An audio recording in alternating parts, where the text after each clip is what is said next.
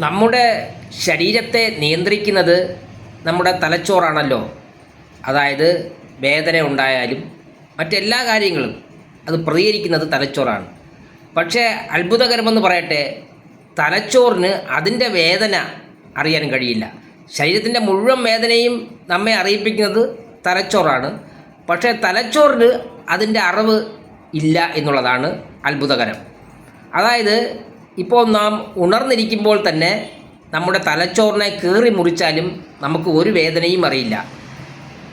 പക്ഷേ വേദന വരുന്നത് എവിടെയാണ്? ഇപ്പോൾ തലവേദന, അതൊക്കെ തലച്ചോറിൻ്റെ പുറം പാളികളും രക്തക്കുഴലുകളിലും ഒക്കെ ഉണ്ടാകുന്ന അതുമായി ബന്ധപ്പെട്ടുണ്ടാകുന്ന വേദനയാണ് നാം അറിയുന്നത്. അവിടെയൊക്കെ അത് അറിയാനുള്ള വഴി തലച്ചോറിനുണ്ട്, നാഡികൾ വഴി. പക്ഷേ തലച്ചോറിനെ മുറിക്കുകയോ തലച്ചോറിന് എന്തെങ്കിലും പറ്റുകയോ ചെയ്താൽ തലച്ചോറിന് ആ വേദന അറിയില്ല. അതായത് നാം നമ്മുടെ നാട്ടുഭാഷയിൽ പറഞ്ഞാൽ മറ്റുള്ളവരുടെ കാര്യമൊക്കെ നമുക്കറിയാം, പക്ഷേ സ്വന്തം കാര്യം അറിയില്ല. അതാണ് തലച്ചോറിൻ്റെ കഥ.